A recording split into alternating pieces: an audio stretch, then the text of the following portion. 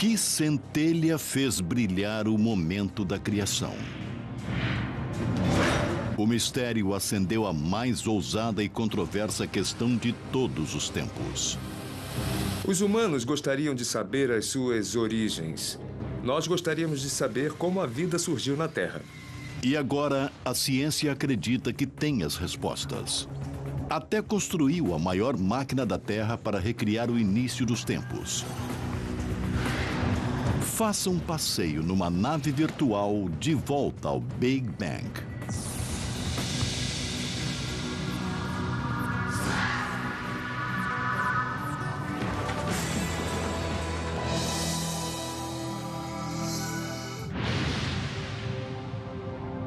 Nosso universo é um conjunto elegante de mais de 1 bilhão de galáxias, cada uma abrigando 100 bilhões de estrelas.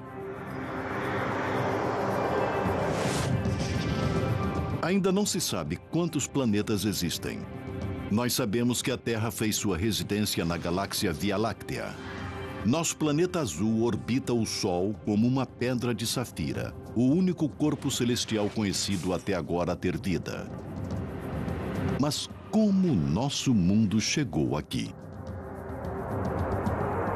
É elementar que queremos saber o que foi que criou o universo e como ele se desenvolveu por mais de 14 bilhões de anos de existência. Pela primeira vez na história, os cientistas têm respostas para algumas dessas perguntas. No sentido de que o universo é tudo que conhecemos, tudo que vemos, e o que o Big Bang faz é nos dizer como chegamos aqui.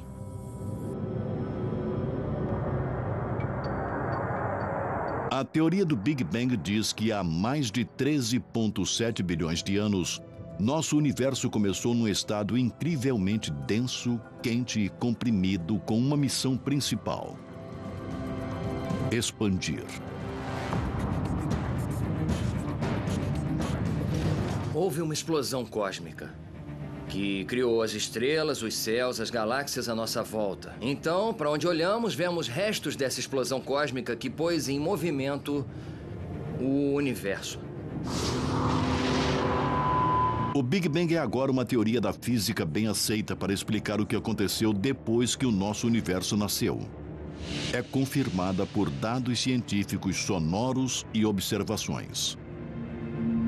Uma teoria não é somente uma ideia antiga com que você sonha no meio da noite. Somente após passar por vários testes, ela é elevada à posição de teoria.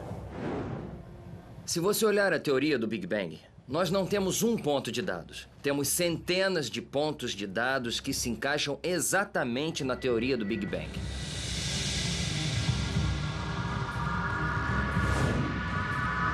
Quando olhamos para o céu à noite, podemos retroceder no tempo até o próprio Big Bang. Quando você olha para o céu, vê estrelas e talvez até a nossa própria galáxia Via Láctea. Mas se olhar mais além, verá um agrupamento de galáxias. Olhando ainda mais além, poderá ver a primeira geração de estrelas sendo formada e morrendo. Se continuarmos a voltar no tempo, poderemos ver os primeiros átomos formando. Continuando a nossa jornada de volta no tempo, podemos ver a formação dos primeiros prótons e nêutrons. Se retrocedermos o relógio ainda mais, poderemos ver o primeiro instante do Big Bang. Como se chegou à descoberta do Big Bang? Por que sabemos que é verdadeiro e o que ainda há para aprender? Por centenas de anos, os astrônomos olharam para a noite estrelada e contemplaram a origem do universo.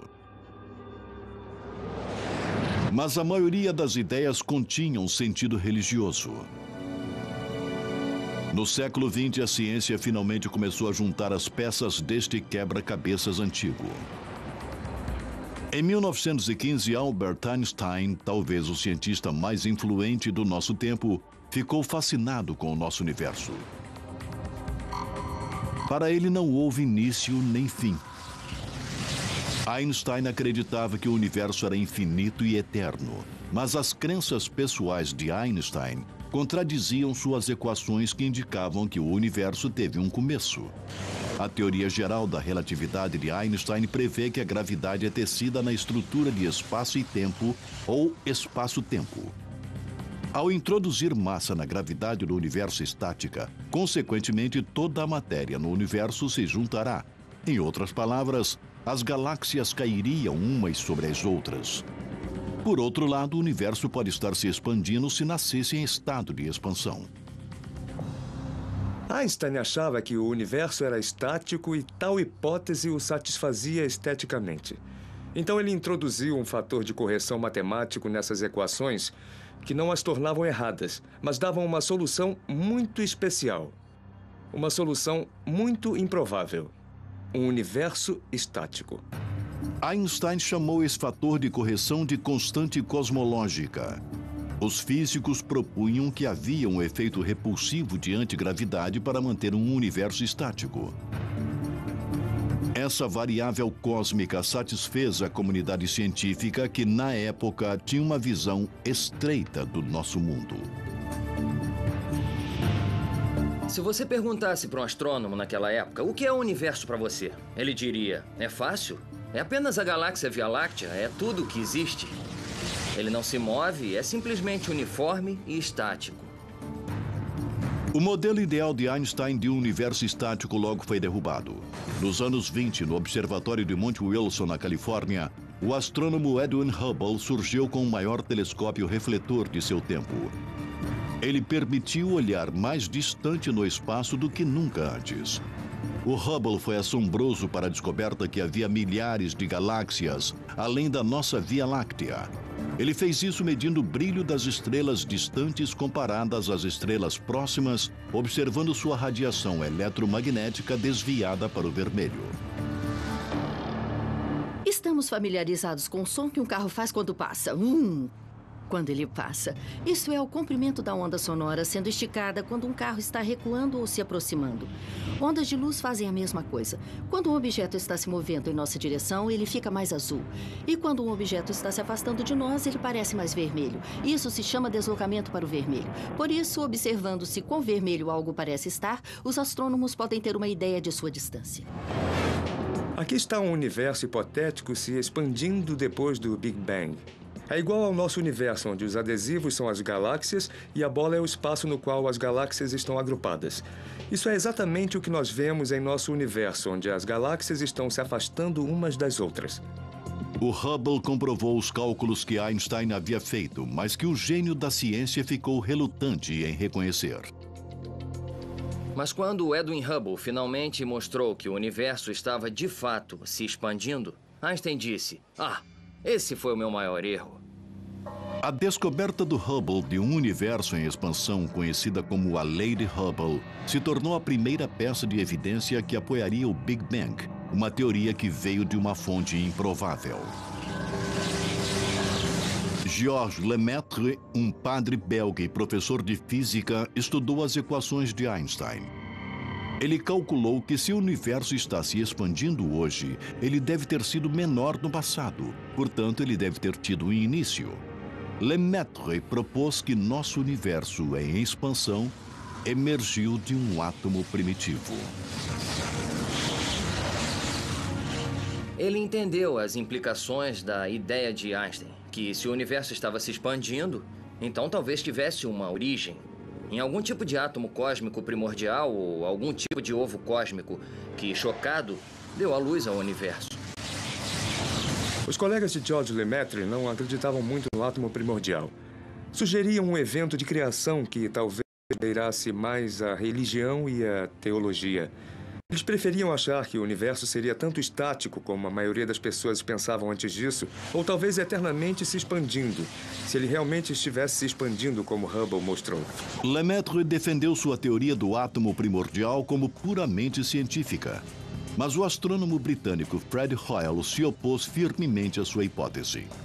Concordando que o universo estava se expandindo, Hoyle propôs que as novas galáxias eram formadas de matéria que vinham sendo feitas constantemente.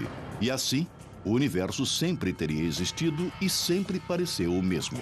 Hoyle chamou sua teoria alternativa de o estado estacionário. De fato, Fred Hoyle admitiu ter observado que o universo parecia estar se expandindo.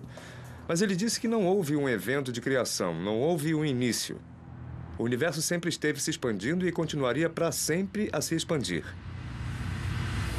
Em 1984, durante um programa de rádio em Londres, Hoyle tentou diferenciar sua teoria de estado estacionário com a ideia de Lemaitre do átomo primordial.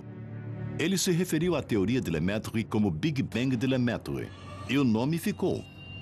Essas duas teorias concorrentes se envolveriam no último e científico duo para determinar a origem de tudo.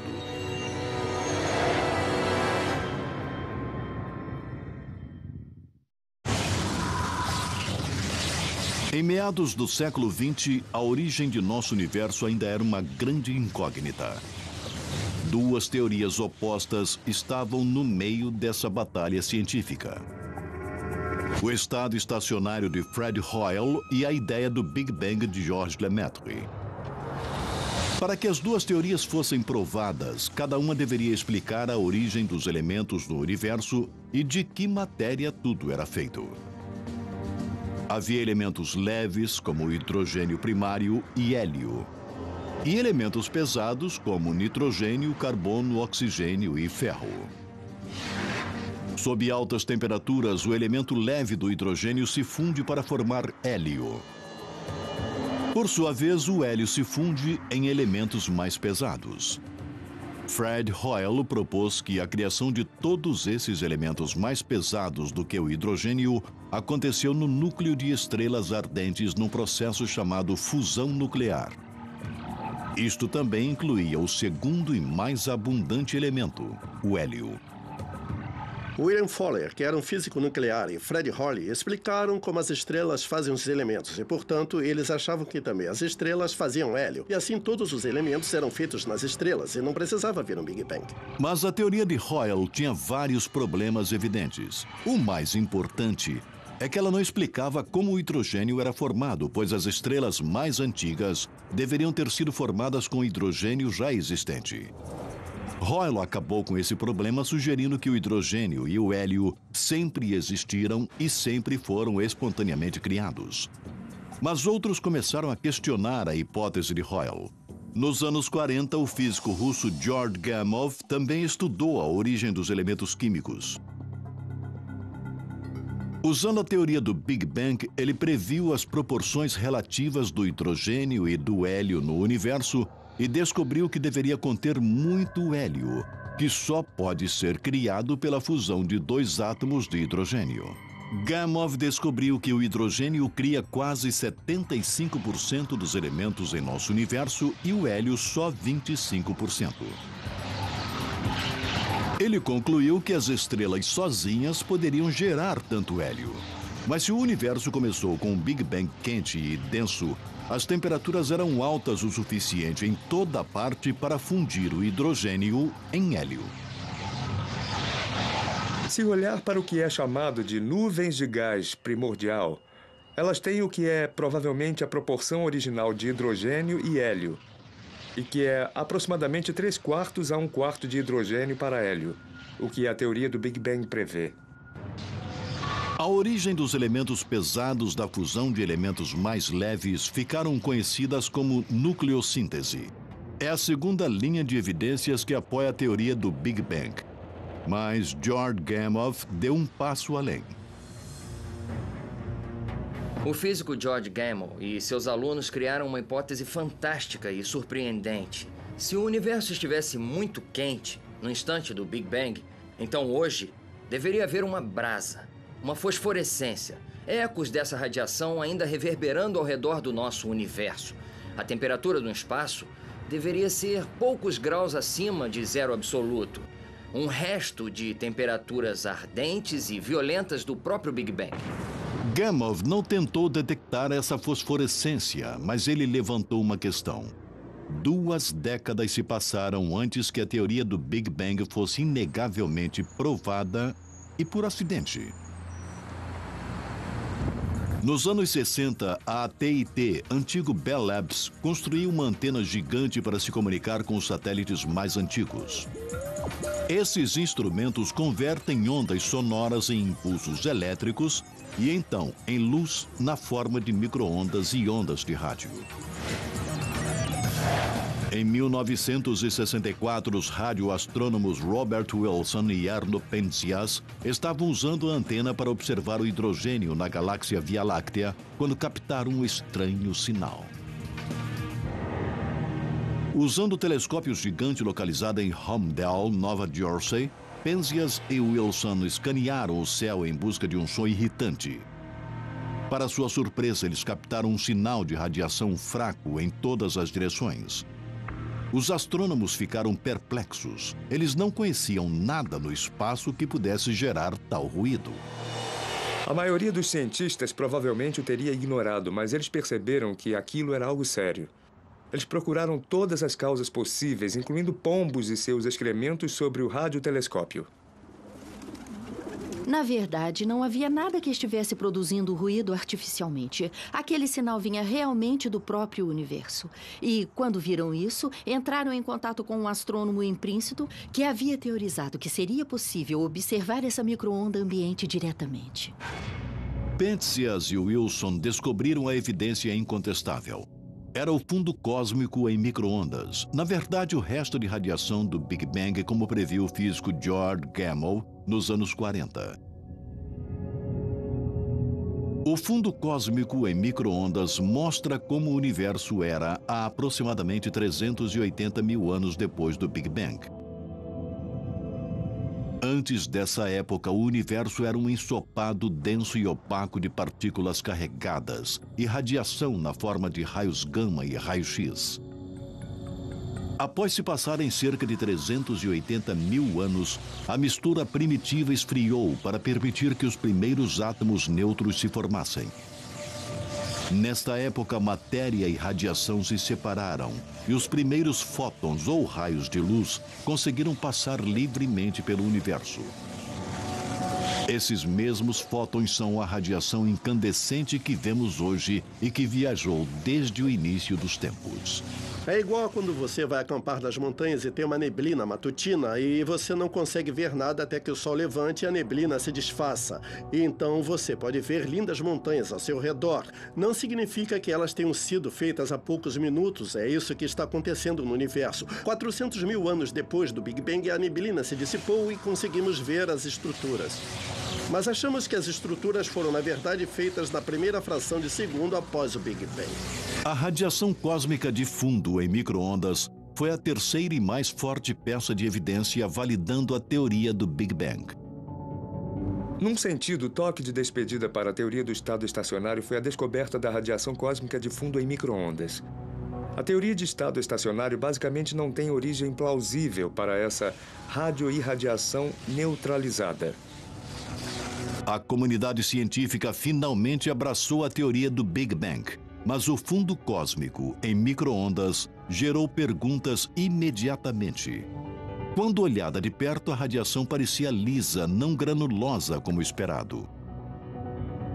Era um problema, pois olhamos para o universo hoje e vemos que é claramente uniforme. Há galáxias em alguns lugares e não há em outros. Então se tornou um problema para os cosmólogos explicar como essa estrutura poderia ter evoluído desse estado inicial muito liso. Durante as 3 décadas seguintes, os cientistas tentaram descobrir variações ou flutuações mínimas de temperatura que deixariam uma marca no fundo cósmico em micro-ondas. Mas essas variações eram difíceis de se ver com instrumentos baseados em terra. A ciência precisaria conquistar o espaço para buscar respostas.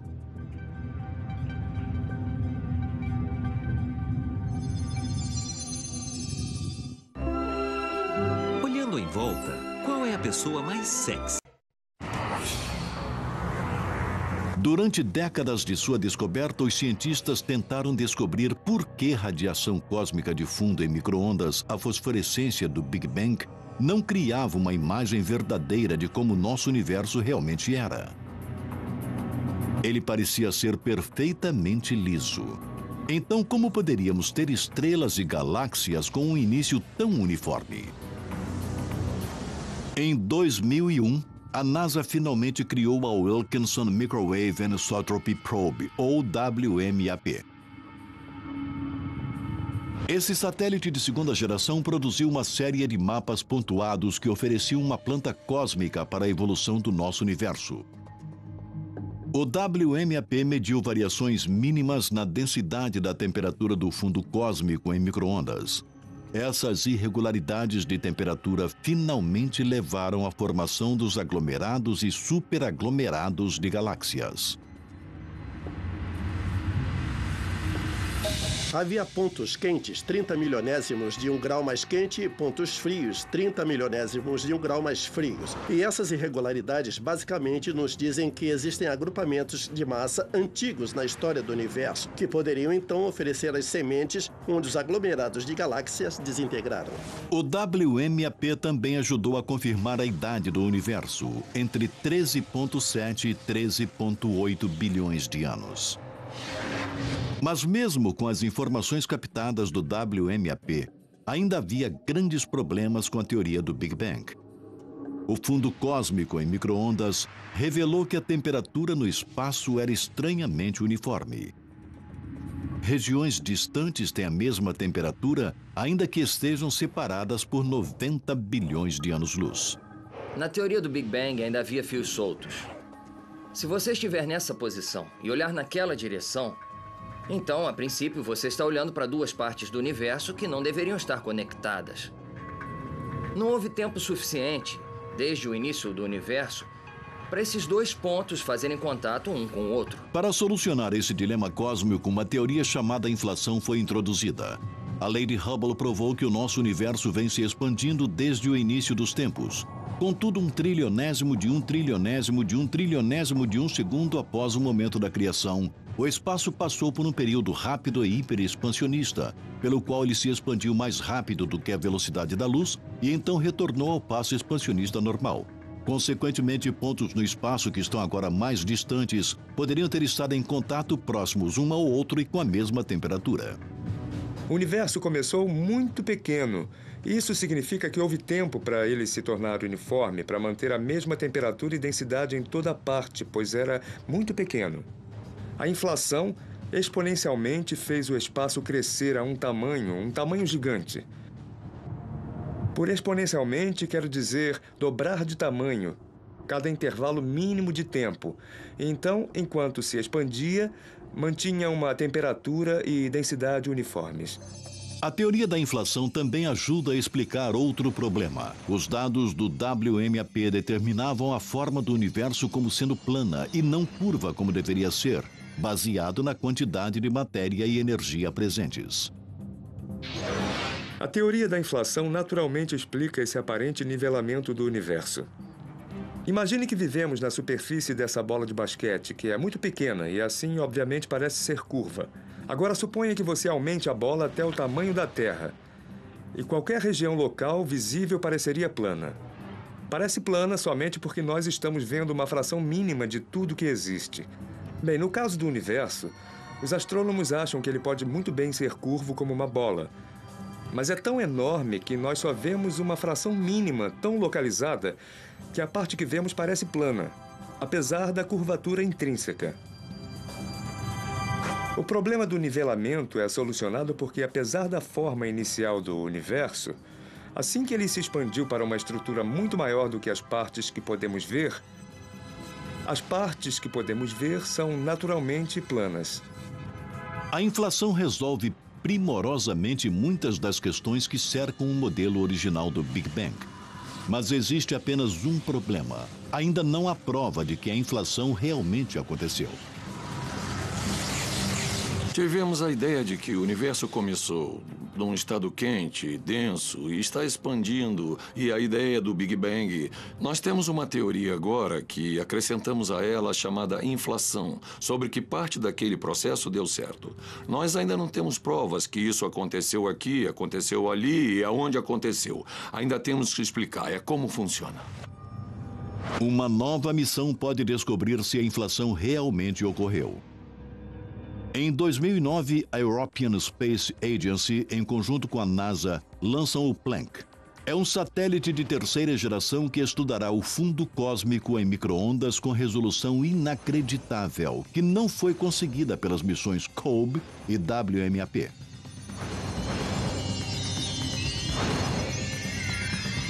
Se você vai a um parque de diversões e se olha num daqueles espelhos engraçados, a imagem que você vê de si mesmo está distorcida. Mas já que você sabe como deverá aparecer, você pode deduzir que aquele espelho estava distorcido. Com o Planck, nós podemos ver as distorções dele e dessas distorções nós poderemos aprender algo, não só sobre o início do universo, mas algo sobre a matéria no universo nos dias de hoje. Os cientistas estão tentando provar que a inflação existiu, encontrando algo que tenha ficado para trás. Ondas gravitacionais são vibrações no tecido do espaço-tempo que são emitidas por objetos em movimento. Einstein previu que as ondas gravitacionais existiram, mas elas nunca foram diretamente observadas. Ainda se a inflação realmente ocorreu, o evento expansionista energético deveria ter emitido uma onda de gravidade que ainda é ressonante até hoje. Vai chegar o dia em que tudo terminará. O dia em... Na fronteira da Suíça e França, o laboratório de física chamado CERN acolhe a maior e mais complexa máquina científica já construída.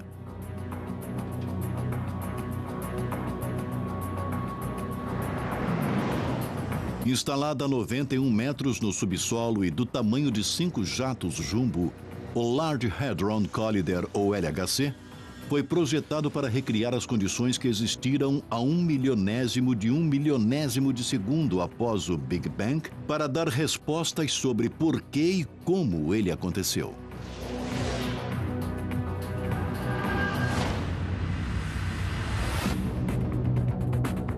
Partículas subatômicas chamadas prótons são enviadas unindo a 27 quilômetros no subsolo, curso circular em direções opostas a mais de 99,9% da velocidade da luz. 4 detectores localizados dentro do túnel agem como câmeras para gravar as colisões.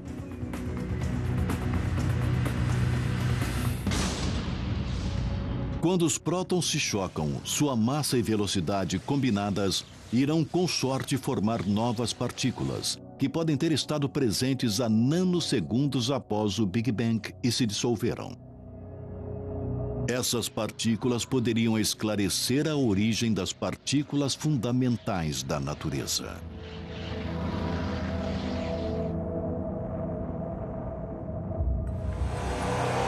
Estamos procurando por novas partículas. Pode ser que essas novas partículas vivam por somente um pequeno instante e se dissolvam em outras partículas. E nós observamos aquelas partículas dissolvidas e as rastreamos. E a partir disso, conseguimos descobrir qual era a energia delas, de onde elas vieram e de que massa de partícula precursora eram. Como chefe do projeto no CERN, o físico Michael Tutz está esperançoso que as experiências produzirão bóson de Higgs, conhecido como a partícula de Deus. Acredita-se há muito tempo que a partícula Higgs pode ter estado presente um instante após o Big Bang e pode ter dado massa para toda a matéria normal no universo. Uma das principais razões para a construção do LHC foi descobrir essa partícula Higgs, que, de certa forma, é uma espécie de santo graal da física das partículas. Porque é a última peça restante do quebra-cabeças do qual não temos uma evidência experimental. O Large Hadron Collider também pode esclarecer a teoria do tudo. Ela propõe que abaixo de energias e temperaturas extremamente altas, as 4 forças da natureza, gravidade, força eletromagnética, as forças nucleares forte e fraca, poderiam ter sido uma vez unificadas nos primeiros momentos após o nascimento do universo. Então, quando a gravidade dividiu essa força mestre, começou o rápido período expansionista da inflação, que pode ser visto como sendo o Bang do Big Bang. Se nos primeiros estágios do universo, quando as energias eram muito altas, pode ser que todas as forças parecessem ter a mesma resistência. pois sugere que talvez todas as forças que vemos agora sejam manifestações de alguma força antiga, primordial que existiu. Alguma força mais antiga existiu para criar o Big Bang? E se fosse, de onde veio?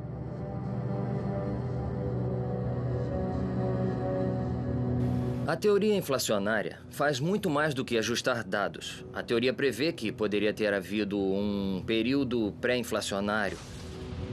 Ela diz que se o Big Bang aconteceu uma vez, poderia acontecer de novo. E de novo, e de novo, e de novo. Muitos físicos teóricos concordam com um pré-Big Bang, em que o nosso universo pode ser, na verdade, o resultado de um universo pré-existente. Uma ideia do que aconteceu antes do Big Bang é que realmente houve outro universo e nós éramos uma flutuação quântica desse universo pré-existente. Isso pode acontecer muitas vezes. Se o universo nasceu uma vez, pode acontecer outra vez, criando-se multiverso de universos. Talvez eles aconteçam o tempo todo.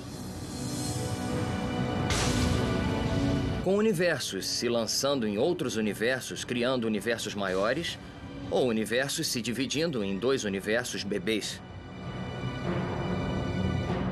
Os modelos de pré-Big Bang realmente não têm dados experimentais para apoiá-los. E então, podem ser verdadeiros ou podem não ser. Ainda não há evidência confirmando se o nosso universo começou do nada ou de algo. Mas o Big Bang esclarece como o nosso universo evoluiu. E talvez seja seu último destino.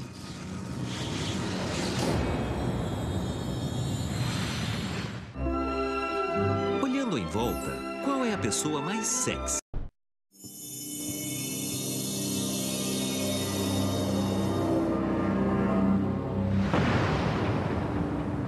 O Big Bang é a explicação aceita da origem de nosso universo, de acordo com dados científicos, observações e teorias de físicos e matemáticos. Eis um cronograma do que achamos que aconteceu.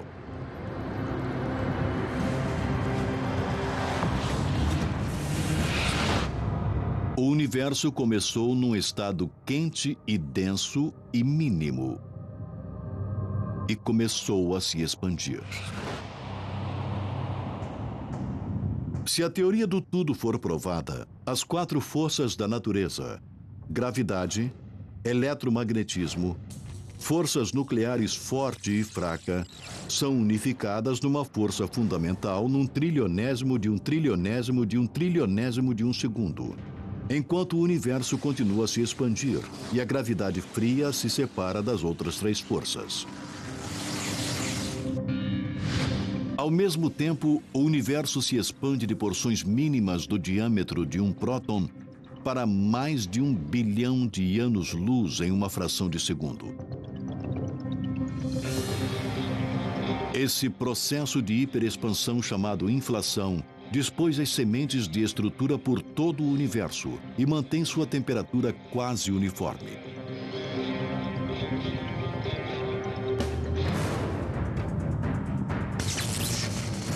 Quando a inflação diminui, as forças eletronucleares fraca e forte tornam-se forças separadas.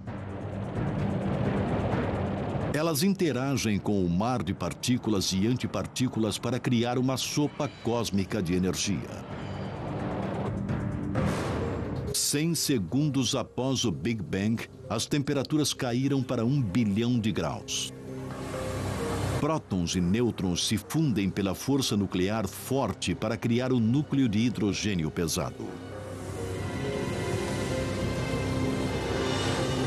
Levados pela temperatura intensa e pressão, a fusão nuclear converte o núcleo do hidrogênio pesado em hélio. Após alguns minutos, cerca de 1/4 do hidrogênio é convertido em hélio que, por sua vez, produzirá elementos mais pesados. Por centenas de milhares de anos, a matéria e a radiação são unificadas em nebulosa. Então, 380 mil anos após o Big Bang, a matéria e a radiação se separam, permitindo que os fótons ou os raios de luz viajem desimpedidos pelo espaço. O universo enevoado se torna transparente, permitindo que os fótons que fazem o fundo cósmico em micro-ondas sejam vistos.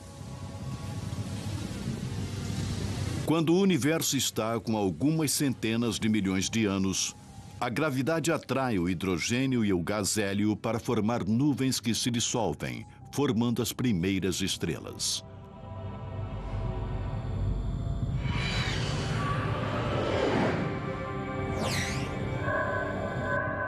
Quando o universo está com cerca de 500 bilhão de anos, grupos de estrelas e gás formam as primeiras galáxias. Enquanto as galáxias se agrupam sob a força da gravidade, as primeiras estrelas morrem e liberam elementos pesados recém-formados. Carbono, nitrogênio e oxigênio. Elementos básicos à vida. Esses elementos pesados finalmente se moldam para formar novas estrelas. Mais de 9 bilhões de anos após o Big Bang, o nosso Sol se forma dentro de uma nuvem de gás na galáxia Via Láctea. Restos de gás de partículas de poeira circundam o Sol e se unem para formar os planetas no nosso sistema solar, incluindo a Terra. Tudo que vemos em nosso planeta emergiu da poeira estelar, que se originou há mais de 13,7 bilhões de anos atrás numa súbita centelha de energia. Você poderia considerar o nosso Sol o neto da primeira geração de estrelas que foram formadas logo após o Big Bang. Mas o que o modelo Big Bang prenuncia sobre o futuro de nosso universo? Uma teoria é que, como o nosso universo continua a se expandir, a matéria ficará cada vez mais fina. As galáxias consumirão seus suprimentos de gás para formar novas estrelas e as estrelas antigas explodirão. O universo se tornará escuro e insuportavelmente frio. Num certo ponto distante no futuro, o universo ficará tão frio que nem mesmo a própria vida conseguirá viver num universo congelado. O modelo Big Bang é um dos triunfos científicos dos últimos 100 anos. Através de um exame minucioso e luta, a ciência mapeou agora uma viagem de volta a quase ao início dos tempos. E a busca continua, enquanto novas descobertas responderão por que estamos aqui e de onde viemos.